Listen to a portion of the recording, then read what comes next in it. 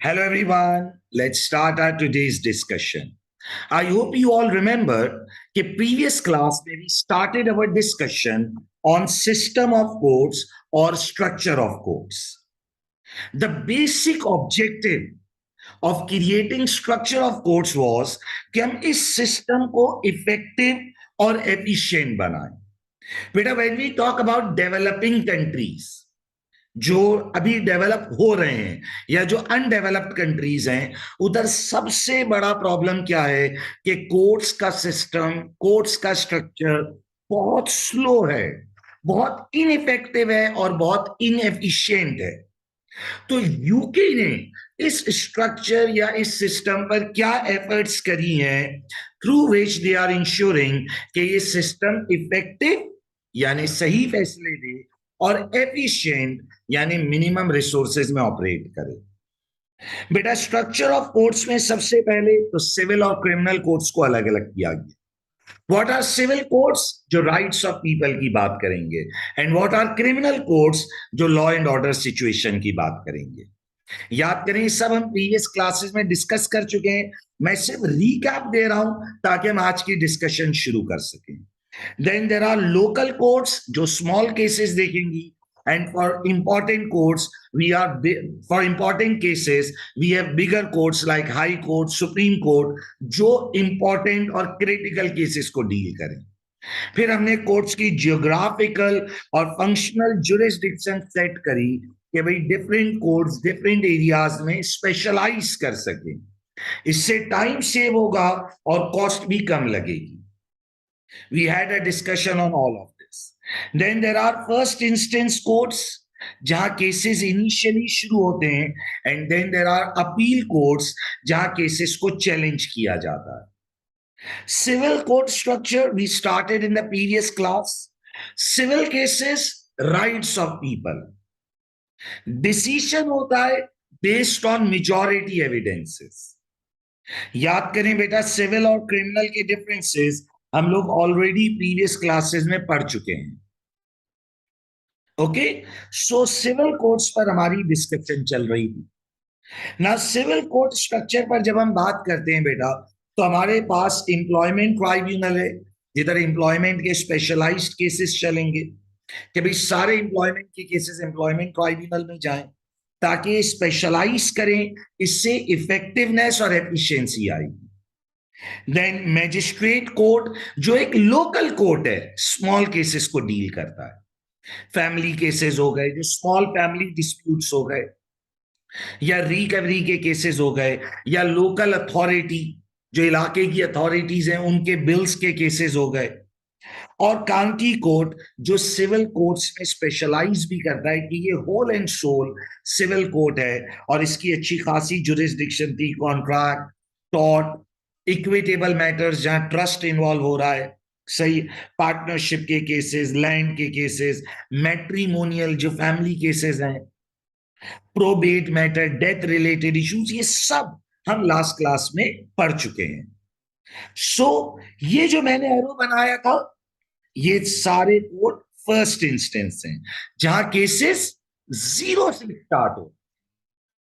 आज बेटा जो हमारी डिटेल डिस्कशन होनी है वो किस पर होनी है? अपील्स के ऊपर. आज जो हमारी डिटेल डिस्कशन है बेटा, उसमें हम डिटेल्ड बात करेंगे किसके ऊपर? अपील्स के ऊपर. I want you all to concentrate on. अब बेटा देखिए, जब हम अपील पर बात करते हैं, अपील का मतलब क्या है कि आप डिसीजन को चैलेंज करना चाह रहे हो. आप कह रहे हो कि प्रीवियस कोर्ट का जो डिसीजन था मैं उसे चैलेंज करना चाह रहा हूं, मैं उस पर अपील फाइल करना चाह रहा हूं. अब अपील दो तरह की है, सुनिएगा बेटा. एक होती है जिसे हम कहते हैं अपील ऑन जजमेंट या अपील ऑन डिसीजन, जिसमें आप कहते हो कि जज ने जो डिसीजन दिया है मैं उससे एग्री नहीं करता. फॉर एग्जाम्पल एक सिविल क्लेम है, जज ने कहा कि भाई अदर पार्टी जो क्लेम कर रही है वो सही है, यू हैव टू पे द कंपनसेशन. आपने कहा कि मैं इस जजमेंट से, मैं इस कंपनसेशन से, मैं इस डिसीजन से एग्री नहीं करता, तो मैं अपील करना चाहता हूं, मैं चैलेंज करना चाहता हूं। भाई एक एम्प्लॉयर ने एक एम्प्लॉय को निकाल दिया, अब एम्प्लॉय कहता है कि डिसमिसल अनफेयर है। कोर्ट ने कहा ओके भाई, हम भी एग्री करते हैं कि अनफेयर डिसमिसल है। तो एम्प्लॉयर ने कहा कि मैं अपील करना चाहता हूं, मैं डिसीजन को चैलेंज करना चाहता हूं, मैं जजमेंट के अगेंस्ट अपील फाइल करना चाहता हूं हायर कोर्ट, क्योंकि मैं करंट कोर्ट के फैसले से एग्री नहीं करता। Appeal on judgment, appeal on decision. बच्चे ने कहा सर इसके अलावा भी कोई अपील होती है? बोला बिल्कुल होती है, जिसे हम कहते हैं appeal by way of case stated. बेटा मेरी बातों को गौर से सुनोगे तो समझोगे। Appeal by way of case stated, ये क्या अपील होती है? इधर आपका आर्ग्यूमेंट ये होता है कि जज ने, सुनिएगा मेरी बात, appeal by way of case stated में आपका आर्ग्यूमेंट ये होता है कि जज ने मेरे केस में जो लॉ अप्लाई किया है, जज ने मेरे केस में जो लॉ अप्लाई किया है वो लॉ ही गलत है। जज ने मेरे केस में जो लॉ अप्लाई किया है वो लॉ गलत अप्लाई, यानी यहां पर ये लॉ नहीं लगना चाहिए था, कोई और लॉ लगना चाहिए था। सर मिसाल देकर समझाए। बेटा दो एग्जांपल्स देता हूं, बहुत सिंपल समझोगे। बेटा इंडिया का एक बड़ा मशहूर केस जो हमारा एक्टर संजू बाबा, संजय दत्त का जो केस था, इस पर पूरी मूवी भी आई थी, और संजय दत्त का जो रियल केस था। बेटा संजय दत्त के ऊपर 92 के अंदर चार्ज लगा कि ये टेररिज्म में इन्वॉल्व था। जब 92 के अंदर इंडिया के अंदर कुछ सीरीज ऑफ टेररिज्म एक्ट्स हुए, तो संजय दत्त के घर से कुछ वेपन्स मिले। पुलिस ने उसके घर से वेपन्स पकड़े और उसके खिलाफ टेररिज्म का केस फाइल किया। संजय दत्त कई साल ये केस लड़ता रहा। उसने कहा मेरे घर में वेपन थे, मैं इसे एग्री करता हूं, और वो वेपन थे भी गलत, यानी मुझे जजमेंट पर कोई सवाल नहीं है, मुझे जजमेंट पर कोई सवाल नहीं है। लेकिन मेरा मसला यह है कि पुलिस ने मेरे अगेंस्ट जो केस फाइल किया है, प्रोसिक्यूटर ने जो मेरे अगेंस्ट केस फाइल किया है, वो टेररिज्म लॉ के तहत फाइल किया है, जबकि मेरे अगेंस्ट टेररिज्म लॉ नहीं लगना चाहिए, बल्कि इलीगल आर्म्स आर्म्स एक्ट का केस लगना चाहिए। भाई इलीगल वेपन रखने का मतलब टेररिज्म थोड़ी हो गया। तो वो ये जंग लड़ते लड़ते सुप्रीम कोर्ट ऑफ इंडिया तक गया, अपील करते करते करते करते। उसका अपील जजमेंट का अपील नहीं था, उसका डिसीजन से डिसएग्रीमेंट नहीं था। कोर्ट कह रही है आपके घर से वेपन मिले, वो कह रहे हैं हाँ मिले, मैं तो मानता हूं। उसकी लड़ाई क्या थी? Bye way of case stated, कि मेरे केस में जो लॉ अप्लाई किया जा रहा है वो लॉ गलत यूज हो रहा है। असल में आपका पॉइंट ये नहीं कि लॉ लॉ लिखा हुआ गलत है, आपका पॉइंट ये है कि मेरे केस में ये वाला लॉ लगना ही नहीं चाहिए था, मेरे केस में ये वाला लॉ लगना ही नहीं चाहिए था। अपील ऑन जजमेंट क्या है? क्या आप कहते हो कि जज ने जो फैसला दिया, जज ने जो रेमेडी अनाउंस करी, या मिसाल के तौर पर जज ने कहा कि मैंने ये गलत काम किया है, जजमेंट, मेरा जजमेंट के अगेंस्ट अपील है, ये एक अलग अपील है। और एक अपील ये है कि आपका आर्ग्यूमेंट ये होता है कि सर जज ने मेरे केस में जो लॉ अप्लाई किया है वो लॉ यहां अप्लाई होना ही नहीं चाहिए था। Appeal by way of case stated, इसमें जजमेंट पर बहस नहीं है, जो लॉ यूज हुआ है उस लॉ के ऊपर डिबेट है। एक और मिसाल देता हूं, सुनिएगा, बड़ा मशहूर केस था ये भी। बेटा कराची का ये केस था, कोई मेरा हाल है काफी अरसा हो गया इस केस को। शाहजेब कत्ल केस, बड़ा मशहूर केस हुआ था, आप में से बहुत सारे लोगों को पता भी हो। केस क्या था सुनिएगा, जिनको पता है वो दोबारा सुन ले। मैं इसमें एक लीगल मसले पर बात करूंगा। केस क्या था कि शाहजेब अपनी फैमिली के साथ अपने अपार्टमेंट्स में एंटर हो रहा था, तो नीचे शाहरुख जतोई, जिसका ताल्लुक फ्यूडल फैमिली से, शाहरुख जतोई अपने कुछ दोस्तों के साथ नीचे खड़ा हुआ था। तो शाहजेब की फैमिली जब बिल्डिंग में एंटर हो रही थी तो शाहरुख जतोई और इसके दोस्तों ने शाहजेब की बहन पर कुछ जुमले बोल दिए। ये होता है इन सोसाइटी में, ऐसा होता है। अब इसमें ये ऊपर गए, शाहजेब वापस आए, उससे गुस्सा आया, अरे भाई मेरी बहन पर उसने कैसे बात बोली। और इधर इन लोग के दरमियान हीटेड आर्ग्यूमेंट हुआ। ये गाड़ियों में एक दूसरे के पीछे भागे और उसमें शाहरुख जतोई ने गुस्से में गोली चला दी और शाहजेब की डेथ हो गई, मर्डर हो गया। ये केस मीडिया पर आ गया।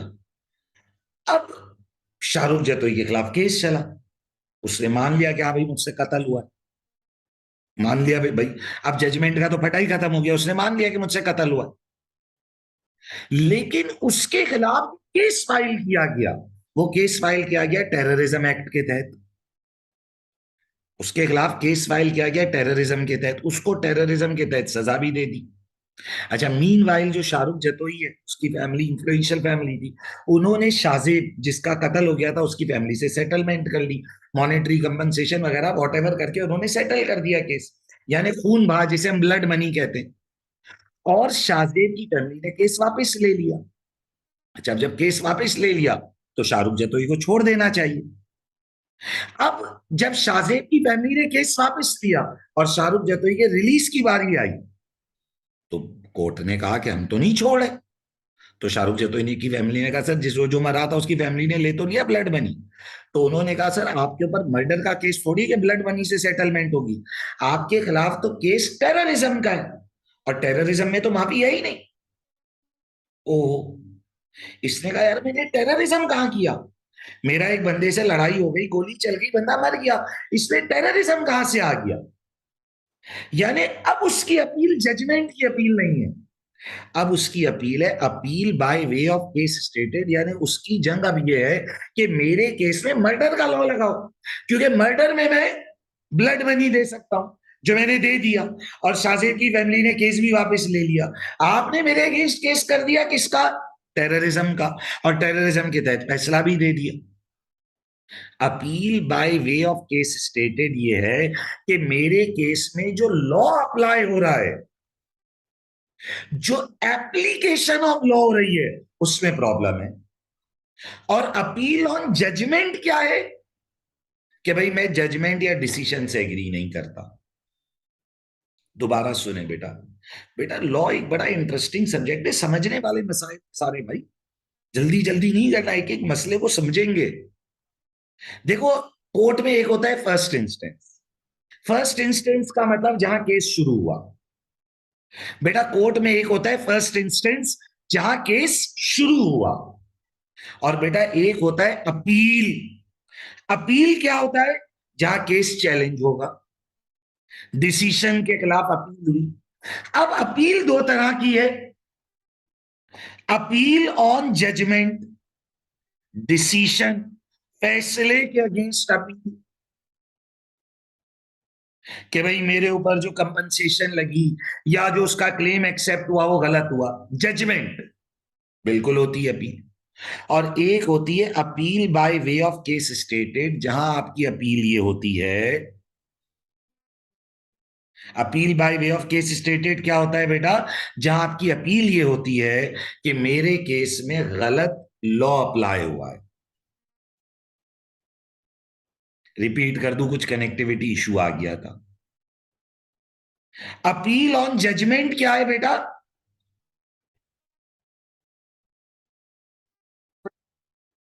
कुछ कनेक्टिविटी इशू हो गया था, लेट रिपीट। सो अपील एक तो नॉर्मल हो गई बेटा, अपील ऑन जजमेंट, जिसे इधर सॉलिड लाइंस के जरिए शो किया गया। अपील ऑन जजमेंट क्या हो गई, जब आप डिसीजन के अगेंस्ट अपील कर रहे हो। और ये जो डॉटेड लाइन है, ये हो गई appeal by way of case stated, जिधर आपकी अपील ये होती है कि मेरे केस में लॉ गलत यूज किया गया है, यहां पर ये लॉ लगना ही नहीं चाहिए था जो यूज हो रहा है। So let me give you a quick review again before moving forward. देखिए, कुछ कोर्ट फर्स्ट इंस्टेंस हैं जहां केस जीरो से स्टार्ट होता है। सिविल केस जीरो से या तो मैजिस्ट्रेट कोर्ट में स्टार्ट होगा, या तो एम्प्लॉयमेंट ट्राइब्यूनल में होगा अगर एम्प्लॉयमेंट केस है, या फिर काउंटी कोर्ट में होगा। किस कोर्ट में कौन बैठता है, उसकी जुरिस्डिक्शन क्या है, ये हमने पढ़ लिया। सही है भाई। क्राउन कोर्ट अपील सुन रहा है। सही, अपील सुन रहा है किधर से? देखो ये चार्ट मैजिस्ट्रेट कोर्ट से। अब अपील दो तरह की है बेटा। एक है अपील ऑन जजमेंट, जहां आपका आर्ग्यूमेंट ये है कि मेरे केस में फैसला गलत है, जजमेंट गलत है, जो रेमेडी अवार्ड हुई वो गलत है, जो क्लेम एक्सेप्ट किया गया वो गलत है। इसे कहते हैं जजमेंट की अपील। अपील ऑन जजमेंट, जहां आपका क्लेम फैसले के अगेंस्ट है, जजमेंट के अगेंस्ट है, कि भाई जो रेमेडी अवार्ड हुई, जो क्लेम सक्सेसफुल हुआ, जो जजमेंट आया वो गलत है।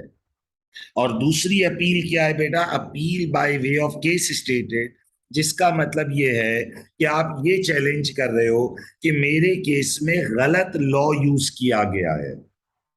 जैसे मैंने संजय दत्त के केस की मिसाल दी, उसका आर्ग्यूमेंट ये था कि मेरा केस आर्म्स एक्ट का केस था, मुझे डाल दिया टेररिज्म में। मैंने आपको शाहजेब मर्डर केस, शाहरुख जतोई की मिसाल दी, जिधर उसका आर्ग्यूमेंट ये था कि मेरा एक्ट मर्डर का एक्ट है, आपने उसे डाल दिया टेररिज्म में। Appeal by way of case stated कि मेरे केस में गलत लॉ यूज किया गया है। जब लॉ गलत है तो ऑटोमेटिकली आगे का सारा मामला गलत हो गया। मेरे केस में ये लॉ यूज ही नहीं होना चाहिए था, बल्कि मेरा तो केस एक डिफरेंट लॉ के तहत डील होना चाहिए था। देखिए, हर लॉ का एक स्कोप है ना बेटा, हर लॉ का एक स्कोप है।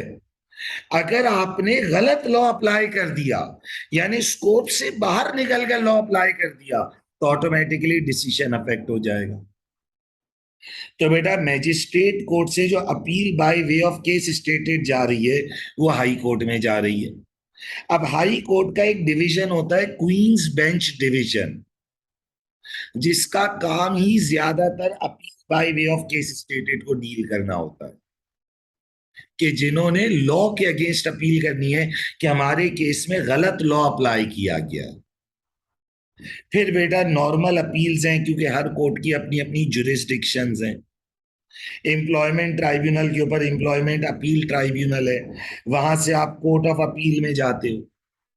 इसी तरह काउंटी कोर्ट है, इधर से आप हाई कोर्ट भी जा सकते हो और court of appeal civil division भी जा सकते हो। अब आप सोच रहे सर ऐसा क्यों? बेटा हर कोर्ट की अपनी अपनी जुरिस्डिक्शन है, अपनी अपनी लिमिट्स हैं। सही है। फिर सुप्रीम कोर्ट ऊपर बैठी हुई है, कोर्ट ऑफ अपील के बाद आप सुप्रीम कोर्ट चले जाते हो। एक प्रोसीजर होता है जिसे हम कहते हैं लीप फ्रॉग प्रोसीजर, कि हाई कोर्ट से हम कोर्ट ऑफ अपील नहीं गए, बल्कि हम हाई कोर्ट से डायरेक्टली सुप्रीम कोर्ट चले गए। लीप फ्रॉग, जंप कर लेना, क्या हमने हाई कोर्ट से डायरेक्टली सुप्रीम कोर्ट चले गए। ये उस वक्त हो सकता है जब हाई कोर्ट का जज आपको ये लिख कर दे दे कि केस बहुत एब्सोल्यूट है, और इस पर अगर आपको फाइनल जजमेंट लेना है तो आप सुप्रीम कोर्ट का ले लो। क्योंकि एक पार्टी कोर्ट ऑफ अपील जाएगी, फिर अगली पार्टी अपील करके फिर सुप्रीम कोर्ट जाएगी, तो टाइम जाया होता है। तो लीप फ्रॉग प्रोसीजर क्या होता है कि हाई कोर्ट के जज ने आपको ये लिख कर दे दिया कि केस बहुत एब्सोल्यूट है, बहुत क्लियर है, अगर आप इस पर फाइनल जजमेंट चाहते हो तो सुप्रीम कोर्ट से ले लो। सुप्रीम कोर्ट यूके का सबसे सुपीरियर कोर्ट है। फिर अगर ह्यूमन राइट्स का मैटर है तो European court of human rights तक जाया जाता है। अगर ह्यूमन राइट्स का मैटर है तो European court of human rights तक जाया जाता है। अब ये सुप्रीम कोर्ट की भी बात आएगी। सही। फिर प्राइवी काउंसिल मौजूद है। Basically privy council queen's council होती थी, अब क्वीन की डेथ हो गई है तो ये किंग्स काउंसिल है। प्राइवी काउंसिल आप समझ लीजिए कि किंग, क्वीन या जो मोनार्क है उसकी काउंसिल होती है, जो लोगों की सजाओं को रिवर्स कर सकती है।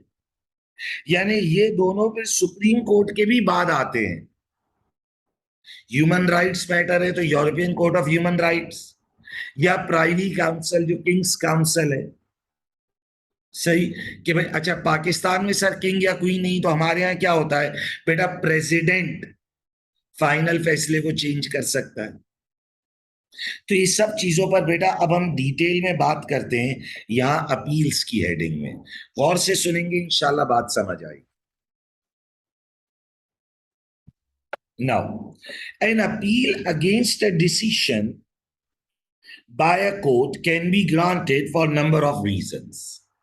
भाई अपील होने की बहुत सी वजह हो सकती है कि मैं जजमेंट से एग्री नहीं करता, जो क्लेम दिया गया वो मैं एग्री नहीं करता, but a case stated appeal is on point of law and is based on the idea that court has wrongly interpreted the law. तो एक हो गई नॉर्मल अपील, जिसे हमने अपील ऑन जजमेंट बोला।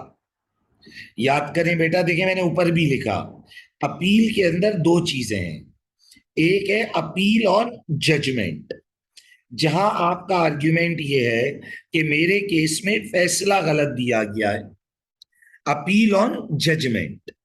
और बेटा दूसरा क्या है, appeal by way of case stated, कि मेरे केस में लॉ की एप्लीकेशन गलत हुई है, रॉन्ग लॉ यूज किया गया है या रॉन्ग इंटरप्रिटेशन यूज की गई है। यहां मुझे जजमेंट पर आर्ग्यूमेंट नहीं है, मेरा आर्ग्यूमेंट ये है कि लॉ चेंज किया जाए जो मेरे केस में यूज हो रहा है। यानी मेरा केस टेररिज्म का नहीं है, मर्डर का है। मेरा केस मिसाल के तौर पर मर्डर का नहीं है बल्कि मैन स्लॉटर का है। मैन स्लॉटर क्या है कि मुझसे अनइंटेंशनली बंदा मर गया है। मर्डर क्या है, मुझसे इंटेंशनल किलिंग हो गई है। अब आपने मेरे केस में मर्डर का लॉ लगा दिया, जबकि मेरा आर्ग्यूमेंट ये था कि यहां मैन स्लॉटर का लॉ लगना चाहिए था। If they have, then the case may be sent back to the lower court with the instruction as to how it should be decided. So appeal by way of case stated में क्या होता है कि high court का एक division मौजूद है। High court का बेटा एक डिवीजन मौजूद है जिसे हम कहते हैं क्वींस बेंच डिवीजन। बेसिकली ये कोई इधर क्वीन नहीं बैठी हुई, ये नॉर्मल इधर बैठे हुए जजेस ही हैं, लेकिन इस डिवीजन का नाम है क्वींस बेंच डिवीजन। इसका वन ऑफ द वर्क ये है कि ये appeal by way of case stated को सुनता है कि यार अगर रॉन्ग लॉ अप्लाई हुआ है तो ये वापस लोअर कोर्ट को कहेगा कि अब आप इस केस का डिसीजन दो, लेकिन इस लॉ के मुताबिक दो। Okay, if an appeal court finds in favour of the appellant, appellant माने जिसने अपील करी है, the original decision is reversed, यानी फैसला चेंज कर दिया जाता है। भाई ऐसा हो सकता है कि कोर्ट ये कहे कि भाई यहां पर ये फैसला होना चाहिए था, तो डिसीजन रिवर्स कर दिया गया, but the law is not change. लेकिन डिसीजन चेंज हो रहा है, लॉ चेंज होना एक अलग अमल है। मिसाल के तौर पर छोटी कोर्ट ने गलत फैसला दे दिया तो बड़ी कोर्ट ने फैसला रिवर्स कर दिया। छोटी कोर्ट ने गलत फैसला दे दिया तो बड़ी कोर्ट ने फैसला रिवर्स कर दिया। तो इधर लॉ चेंज नहीं हुआ है, फैसला चेंज हुआ है। लेकिन एक कॉन्सेप्ट होता है जिसे हम कहते हैं ओवर रूलिंग। बेटा ओवर रूलिंग क्या होती है कि बड़ी कोर्ट ने उधर जो कॉमन लॉ मौजूद था उसे चेंज कर दिया। अब मेरी बात गौर से सुनिएगा, समझने वाली बात। बेटा देखें, आप लोगों ने पढ़ा कि एक लॉ था कॉमन लॉ। याद करें, ये टाइप्स ऑफ लॉ में आपने पढ़ा था बेटा। बेटा टाइप्स ऑफ लॉ में आपने पढ़ा था कि एक लॉ आपके पास क्या है, कॉमन लॉ, और एक है इक्विटी। अच्छा, अब इक्विटी तो खत्म हो चुका है क्योंकि अब किंग वाला सिस्टम तो खत्म हो गया, चांसलर वाला। उसकी जगह क्या आ गया, स्टैट्यूट आ गया, पार्लियामेंट्री लॉ आ गया। अच्छा, कॉमन लॉ क्या था जो जजेस बना रहे थे। तो बेटा एक कॉन्सेप्ट होता है जिसे हम कहते हैं ओवर रूलिंग। ओवर रूलिंग क्या होती है बेटा, कि जो कॉमन लॉ उस मैटर पर मौजूद था, कोर्ट ने उस कॉमन लॉ को चेंज कर दिया।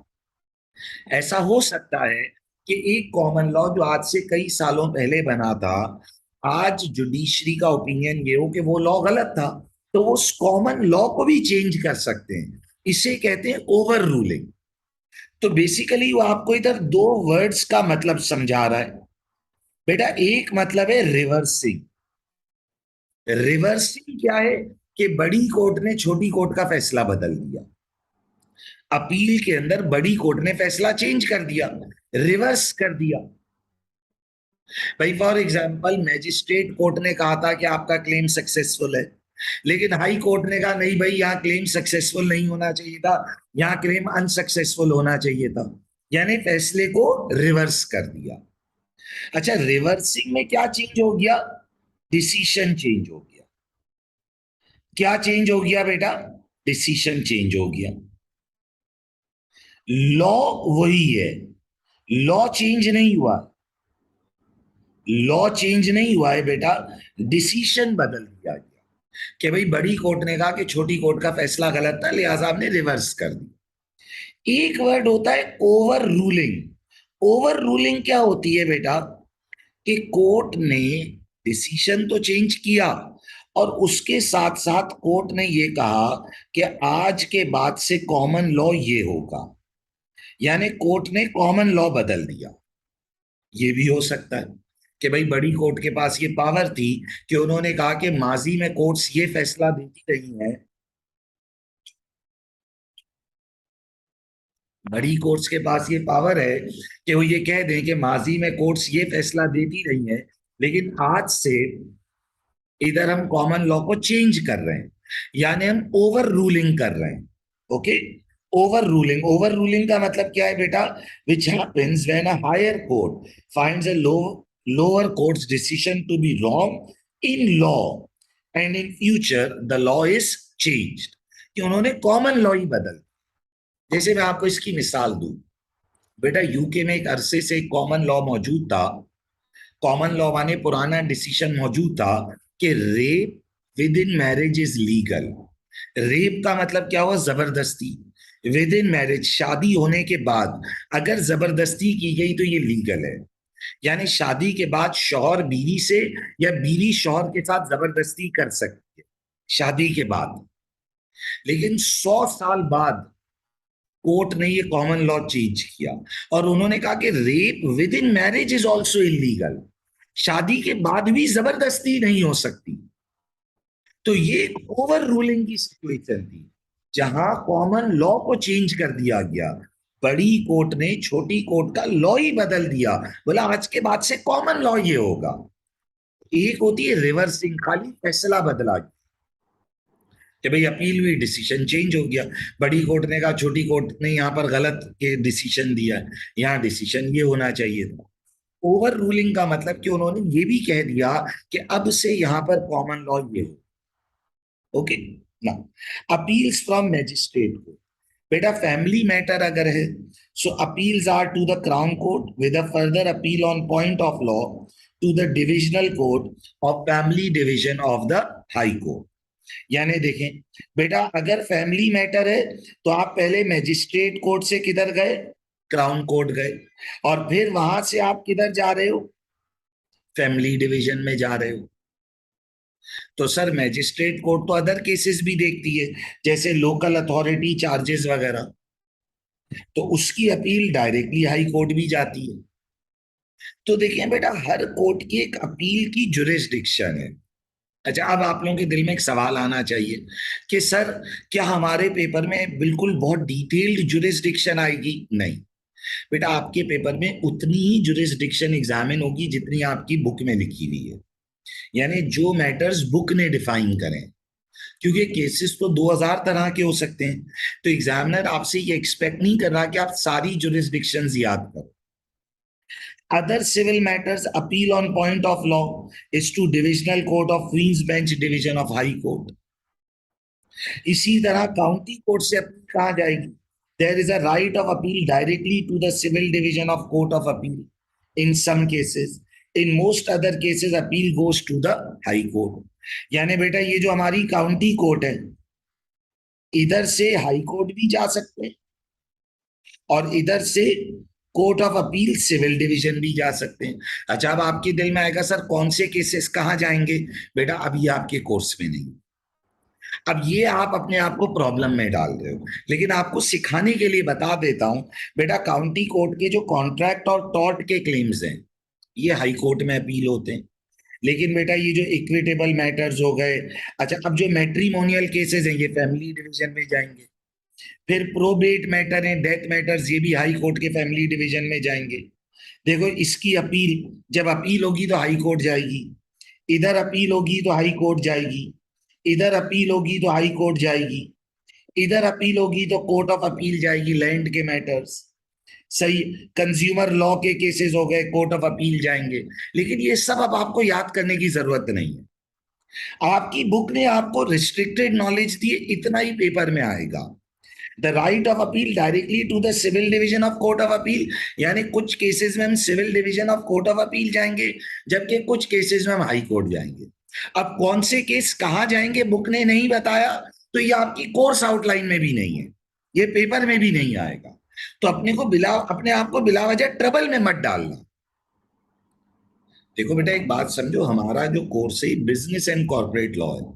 एग्जामिनर आपको लीगल सिस्टम पढ़ा रहे ताकि आपकी एक बेसिक नॉलेज बन जाए। उसका मकसद आपको कोई लॉयर बना देना नहीं है यहाँ पर। सही है बेटा। आइए जरा एक बार बात को रिपीट करता हूं, मैं चाहूंगा आप लोग गौर से सुनिएगा। देखिए बेटा, कोर्ट्स का सिस्टम या कोर्ट का स्ट्रक्चर, हमें कोर्ट के सिस्टम या स्ट्रक्चर को इफेक्टिव बनाना है ताकि सही फैसले आए, और उसके साथ साथ बेटा हमने इसे एफिशिएंट बनाना है ताकि मिनिमम रिसोर्सेज में फैसले आ जाए। तो सबसे पहले तो हमने सिविल और क्रिमिनल कोर्ट्स अलग अलग कर दिए। बेटा सबसे पहले तो हमने सिविल और क्रिमिनल कोर्ट्स अलग अलग कर दिए। हमने लोकल कोर्ट्स और हायर कोर्ट्स अलग अलग कर दिए। हमने कोर्ट्स की जुरिस्डिक्शंस बना दी ताकि हर कोर्ट अपने अपने एरिया में अपने अपने फंक्शन में स्पेशलाइज कर सके। फर्स्ट इंस्टेंस कोर्ट जहां पर केस शुरू होगा, अपील कोर्ट जहां पर केस चैलेंज होगा, सिविल कोर्ट्स जहां लोगों के आपसी मसाइल हैं। अब सिविल कोर्ट का स्ट्रक्चर, तो बेटा सिविल कोर्ट जो केस जो शुरू हो रहे हैं वो मैजिस्ट्रेट कोर्ट में शुरू हो रहे हैं, काउंटी कोर्ट में शुरू हो रहे हैं, और एम्प्लॉयमेंट केसेस हैं तो एम्प्लॉयमेंट ट्राइब्यूनल में जा रहे हैं। अब यहां से हर कोर्ट की जुरिस्डिक्शन कि उसका क्या काम है ये सब पढ़ाया गया। किस कोर्ट में कौन सी तरह का जज बैठता है, सर्किट जज कौन होता है, डिस्ट्रिक्ट जज क्या होता है, ये सब पढ़ाया गया। ओके। फिर उसके बाद आज हमने बात शुरू करी अपील, यानी फैसला चैलेंज होना। एक है बेटा अपील ऑन जजमेंट, क्या आप डिसीजन को चैलेंज कर रहे हो कि जो रेमेडी अवार्ड की गई या जो क्लेम सक्सेसफुल बोला गया वो गलत है। और बेटा एक है appeal by way of case stated, जिधर आप कहते हो कि मेरे केस में रॉन्ग लॉ यूज किया गया है या इंटरप्रिटेशन गलत यूज की गई है। अब एम्प्लॉयमेंट ट्राइब्यूनल से अपील ट्राइब्यूनल, फिर इसके बाद कोर्ट ऑफ अपील का सिविल डिवीजन, इसी तरह काउंटी कोर्ट, यहां से कोर्ट ऑफ अपील का सिविल डिवीजन भी जा सकते हैं, हाई कोर्ट भी जा सकते हैं। अब हाई कोर्ट में क्वींस बेंच डिवीजन कॉन्ट्रैक्ट के और टॉर्ट के केसेस सुनता है। सही। और क्या सुनता है, appeal by way of case stated, law की अपील सुनता है। फैमिली डिवीजन फैमिली केसेस के मैटर्स में आता है। चांसरी डिवीजन बिजनेस के केसेस सुनता है। फिर कोर्ट ऑफ अपील आ गया, फिर सुप्रीम कोर्ट आ गई, सबसे बड़ी कोर्ट। लीप फ्रॉग प्रोसीजर क्या होता है, क्या आप हाई कोर्ट से डायरेक्टली सुप्रीम कोर्ट जा रहे हैं, आप हाई कोर्ट से डायरेक्टली सुप्रीम कोर्ट जा रहे हो, इसलिए चले जाते हैं ताकि उस मैटर पर फाइनल जजमेंट एक बार सुप्रीम कोर्ट का आ गया तो फिर आर्ग्यूमेंट खत्म हो जाएगा कि भाई सुप्रीम कोर्ट का डिसीजन आ चुका है। Okay, leap frog procedure. लेकिन इसके लिए जरूरी है कि हाई कोर्ट का जज आपको अप्रूवल दे और सुप्रीम कोर्ट उस केस को सुनने के लिए उस वक्त अवेलेबल हो। जाहिर है सुप्रीम कोर्ट के पास हमेशा टाइम नहीं होता। फिर अगर ह्यूमन राइट्स का मैटर है तो European court of human rights तक भी जा सकते। और प्राइवी काउंसिल, किंग या क्वीन की काउंसिल है कि भाई अगर किंग या क्वीन ने पार्डन अनाउंस कर दिया, माफी दे दी, तो सुप्रीम कोर्ट से भी ऊपर हो गई बात, तो प्राइवी काउंसिल है। लेकिन देखो हमारी बुक ने कितनी लिमिटेड बात करी है, बस आप समझ लो आपको इतना ही याद रखना है बेटा, इतना ही आपका कोर्स है। बाकी जो मैं आपको सिखा रहा हूं आपकी नॉलेज के लिए बता रहा हूं। सही। बेटा फैमिली मैटर है तो मैजिस्ट्रेट कोर्ट से क्राउन कोर्ट गए, क्राउन कोर्ट के बाद हाई कोर्ट के फैमिली डिवीजन में गए, फिर उसके बाद कोर्ट ऑफ अपील और फिर supreme court. Other civil matters हैं तो क्वींस बेंच डिवीजन मौजूद है हाई कोर्ट का, वो डील करेगा। काउंटी कोर्ट से हम कोर्ट ऑफ अपील भी जा सकते हैं और हाई कोर्ट भी जा सकते हैं। तो बेटा चीजों को समझोगे, गौर से सुनोगे और सिंपल रखोगे, अपने आप को कंफ्यूज मत करो। रिवर्सिंग क्या है? फैसला चेंज हो गया। जरूरी नहीं है कि कॉमन लॉ भी चेंज हो। भाई हो सकता है जज ने लॉ गलत लगाया तो रिवर्सिंग हो गई, लॉ गलत यूज किया तो रिवर्सिंग हो गई। ओवर रूलिंग का मतलब कि ना सिर्फ फैसला बदला, बल्कि हायर कोर्ट ने यह भी कह दिया कि अब इस जगह पर कॉमन लॉ चेंज किया जा रहा है, यानी ओवर रूलिंग हो रही है। Okay.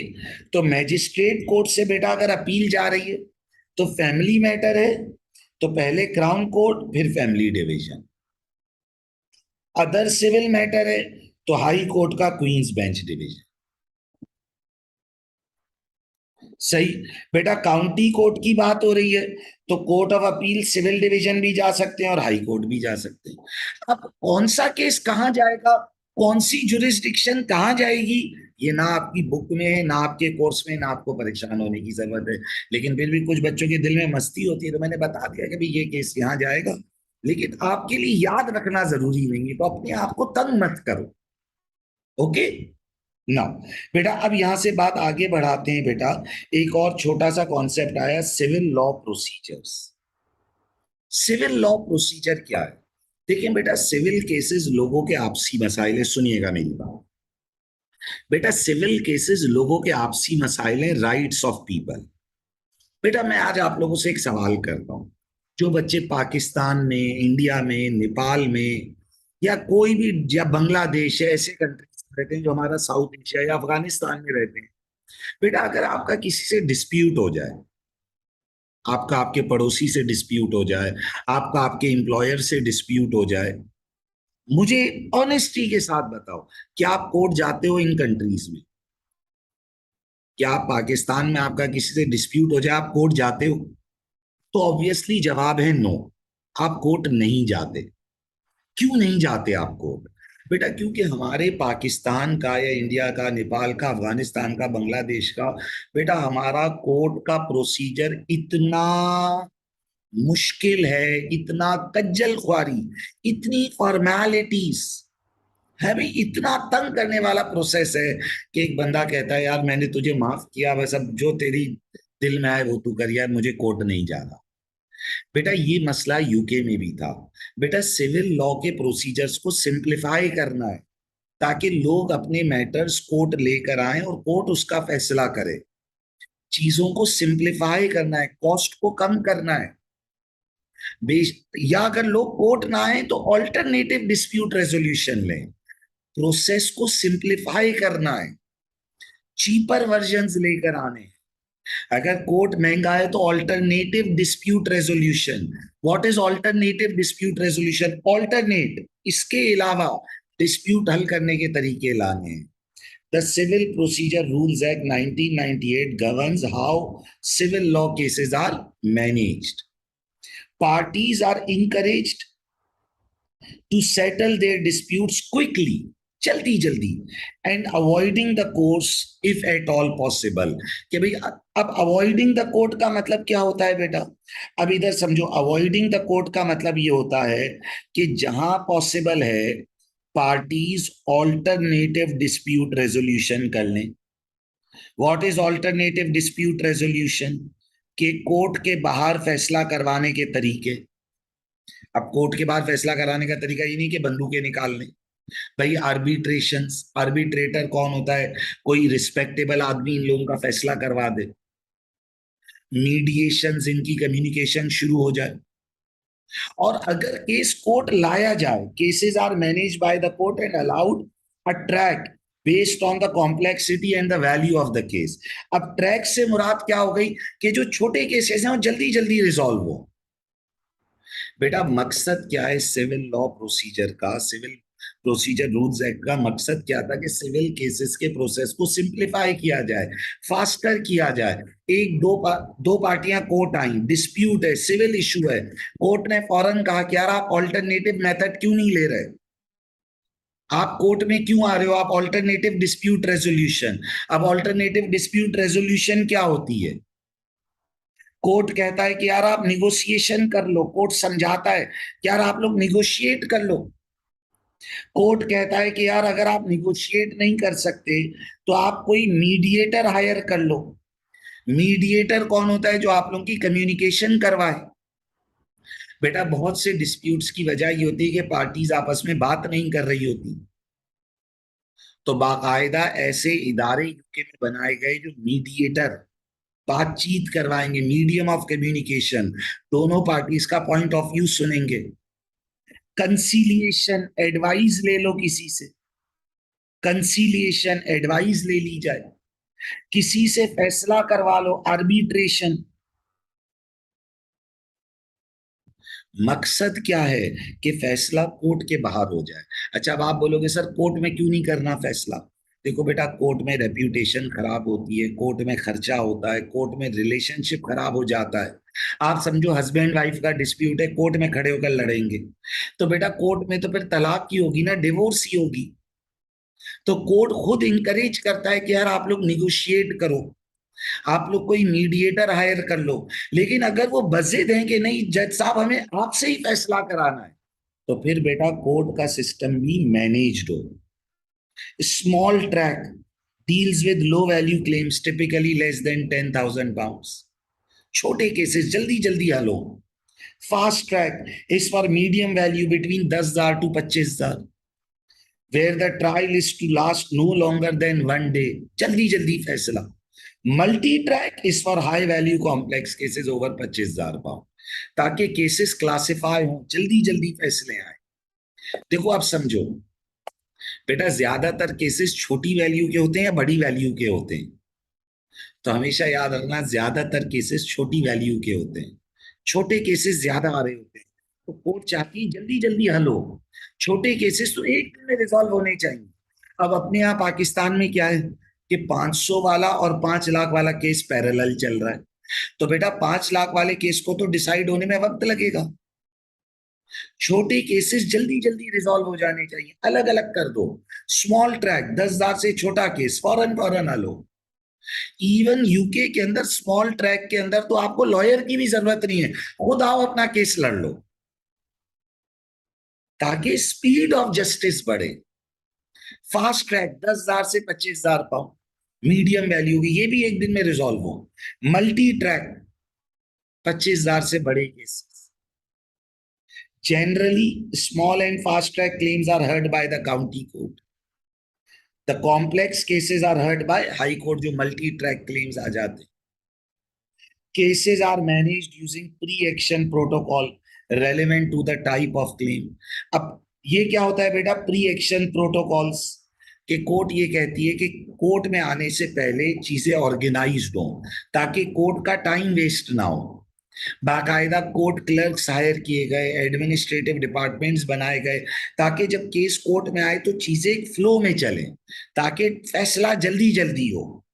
And follow a strict timetable. Cost penalties are applied if parties fail to meet the deadlines।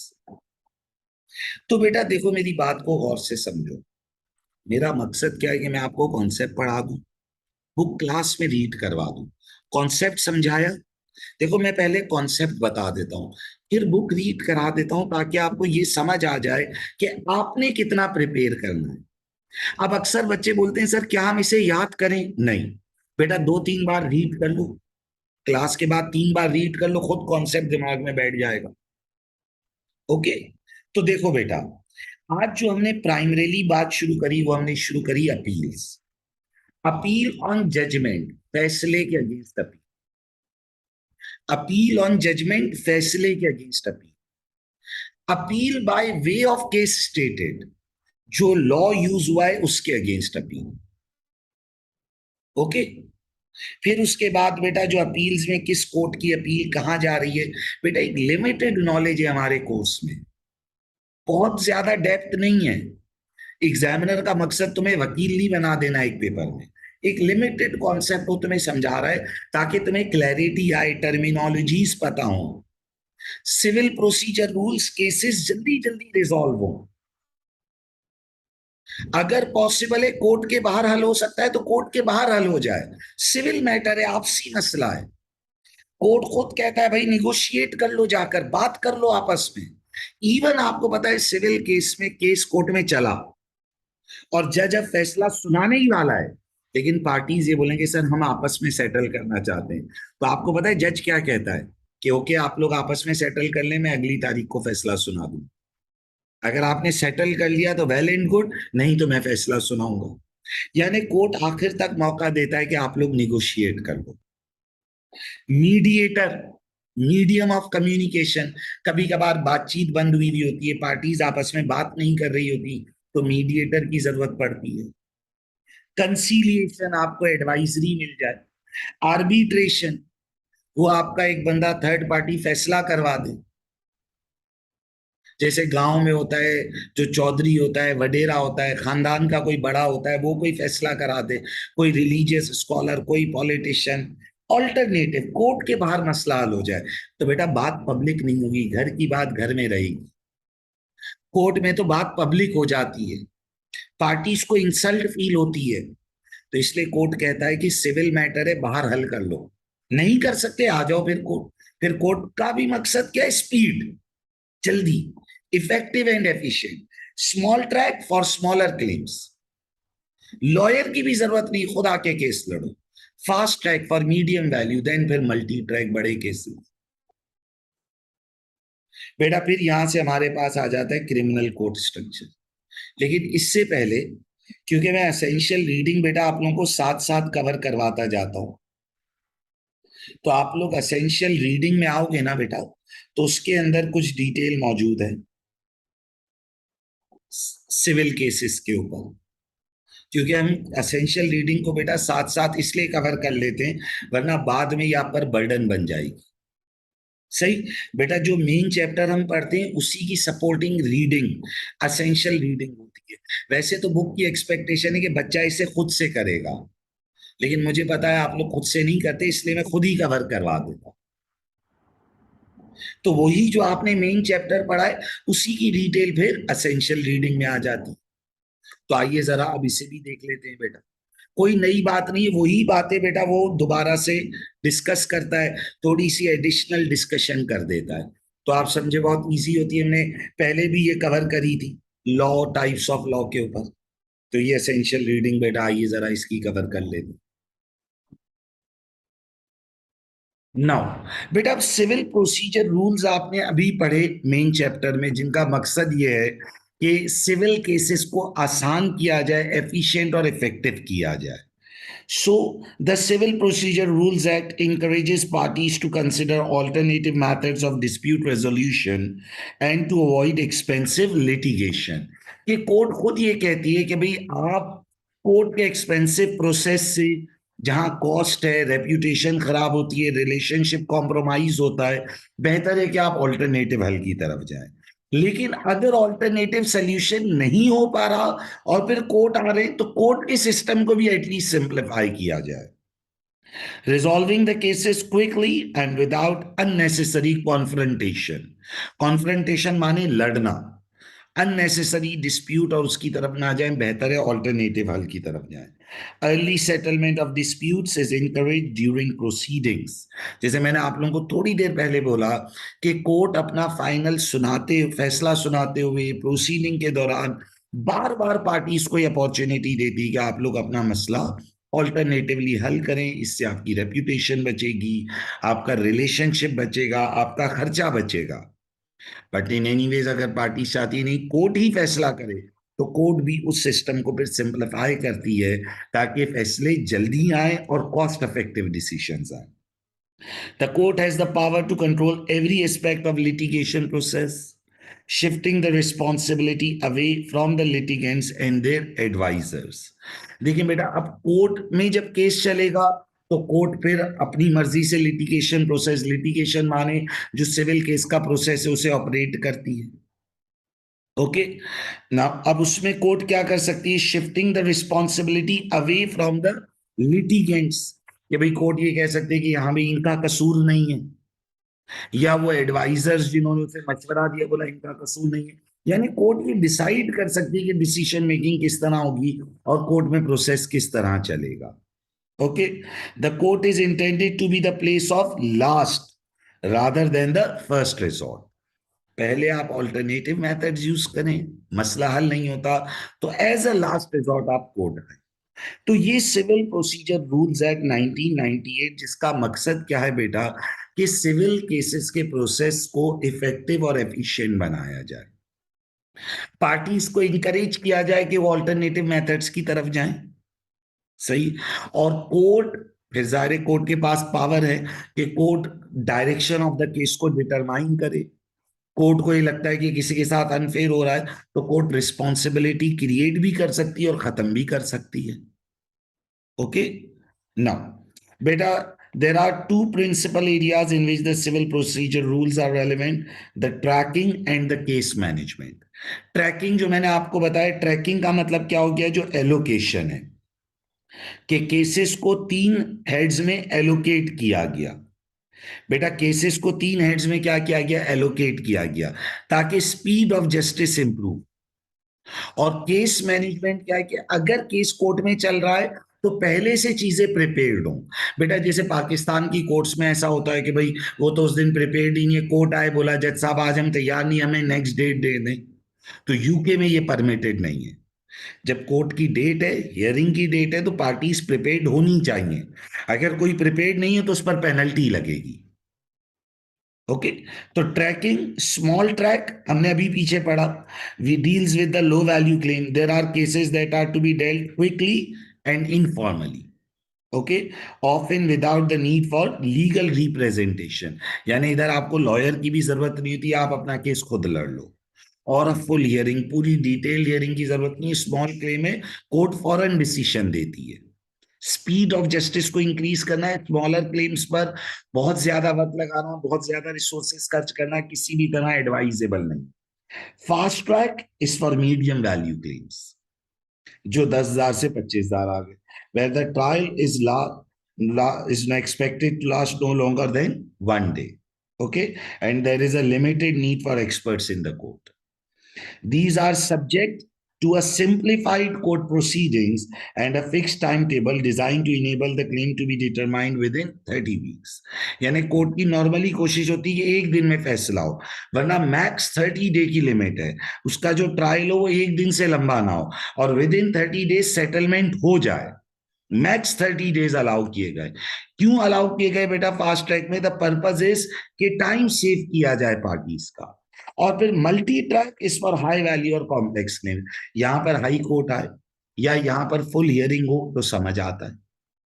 देखिए बेटा चीजों को समझें. सिविल प्रोसीजर रूल्स एक्ट आपने मेन चैप्टर में भी पढ़ा. असेंशियल रीडिंग, सपोर्ट रीडिंग है, एडिशनल नॉलेज देती है. कि देखिए समझाया ये जा रहा है कि जुडिशरी का ऑब्जेक्टिव ये कि जो सिविल केसेस हैं, जो राइट्स ऑफ पीपल हैं, वो जल्दी जल्दी रिजॉल्व हो.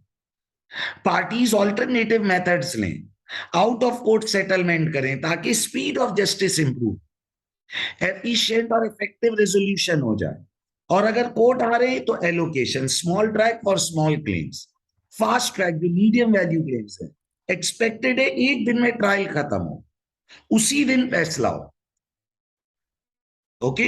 अगर इसमें भी अगर कॉम्प्लेक्सिटी आ रही है तो फिर 30 वीक्स एक हद दे दी कि भाई इससे ज्यादा वक्त ना लगे.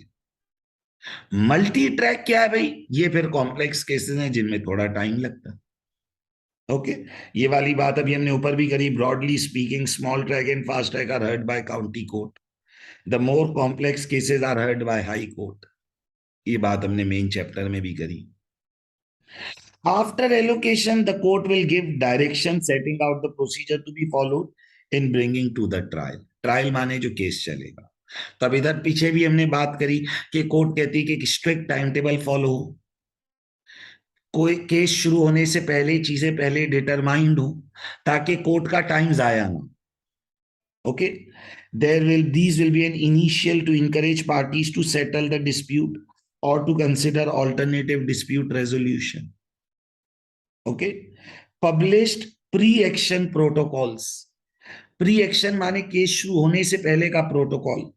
for particular types of claims such as personal injury and professional negligence, which entails setting out claim to the defendant in an attempt to negotiate a settlement.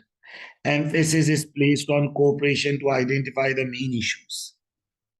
Okay, तो पर्पस क्या है कि भाई केस जब कोर्ट में चल भी रहा है तो भी पार्टीज को इनकरेज किया जा रहा है कि भाई आप लोग निगोशिएट करो, सेटल करो, कोऑपरेट करो। नहीं मान रहे तो कोर्ट है, तो फिर कोर्ट का टाइम टेबल फॉलो हो, चीजें पहले से प्रिपेयर्ड हो। ओके, विटनेस स्टेटमेंट्स रेलेवेंट, ताकि कोर्ट में भी केस जल्दी जल्दी चले, डिले हो तो पेनल्टीज लगे। तो आई डोंट थिंक कोई मुश्किल बात है ये। बेटा सिविल प्रोसीजर्स का मकसद ये है कि civil cases, rights of people को आउट ऑफ कोर्ट हल करवा दें। अच्छा, अब आप बार बार सोच रहे हो कि सर क्यों बाहर की बात कर रहे हैं, why alternative dispute resolution, why ADR. ADR माने ऑल्टरनेटिव डिस्प्यूट रेजोल्यूशन क्यों करें? देखिए बेटा, इसमें कॉस्ट बचेगी। जब आप लोग खुद निगोशिएट कर लोगे तो आप लोगों की कॉस्ट सेव होगी, आपकी रेप्यूटेशन बचती है बेटा, क्योंकि कोर्ट में बिला वजह की कॉन्फ्रंटेशन है और पब्लिक हो रही है सारी बातें, आपका रिलेशनशिप बचेगा, सेव्स रिलेशनशिप। तो इसलिए कोर्ट कहती है कि बाहर सेटल करो। केस के दौरान भी इंकरेज किया जाता है कि निगोशिएट कर लें। प्री एक्शन प्रोटोकॉल, केस शुरू होने से पहले का प्रोटोकॉल है, पूछा जाता है कि भाई क्या आप लोग निगोशिएट करके आए हो, क्या आपने सेटलमेंट की कोशिश करी है, नहीं करी तो ट्राई करें, कोर्ट टाइम देती है 15 दिन 20 दिन का। नहीं बन रही बात, फिर कोर्ट का एक टाइम टेबल आ गया, विटनेस सारी चीजें डॉक्यूमेंट हुई, फिर कोर्ट की हियरिंग शुरू होगी, ताकि कोर्ट के अंदर भी फिर टाइम्स आया ना। स्मॉल ट्रैक स्मॉलर क्लेम्स के लिए, फास्ट ट्रैक मीडियम वैल्यू के लिए, फिर multi track for complex cases. So बेटा देखिए, ये तो आई थिंक बड़ी सीधी सीधी बातें थी।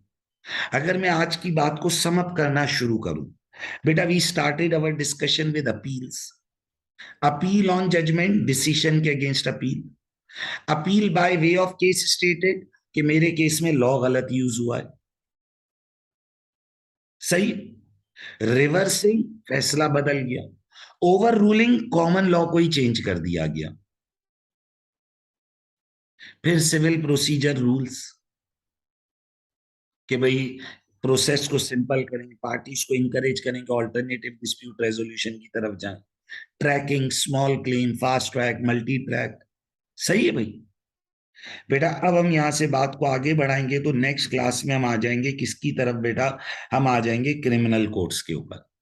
फिर क्रिमिनल कोर्ट्स हैं, फिर इसके बाद बुक ने सुपीरियर कोर्ट्स के ऊपर थोड़ी डिबेट करी है कि हाई कोर्ट का क्या काम है, कोर्ट ऑफ अपील का क्या काम है, सुप्रीम कोर्ट का क्या काम है, ये सब चीजें आ गई। सही है भाई। तो बेटा चीजों को गौर से सुनेंगे तो इंशाल्लाह बातें आपको समझ आएंगी। आई डोंट थिंक कोई भी टेक्निकल डिस्कशन है, मेरी पूरी कोशिश होती है कि मैं कॉन्सेप्ट पढ़ाऊं फिर बुक को रीड करवा दूं। पहले मैं कॉन्सेप्ट इसलिए पढ़ाता हूं ताकि क्लैरिटी आ जाए, फिर बुक रीडिंग करा देता हूं कि कोई टर्मिनोलॉजी आपके लिए प्रॉब्लम क्रिएट ना करे। फिर भी कोई क्वेरी हो तो बेटा ये मेरा व्हाट्सएप नंबर है, मुझे कांटेक्ट करें, पूछें कि सर हमें यहाँ हेल्प चाहिए। ओके बेटा, सो इंशाल्लाह from the next class we move towards criminal courts. Okay, thank you everyone.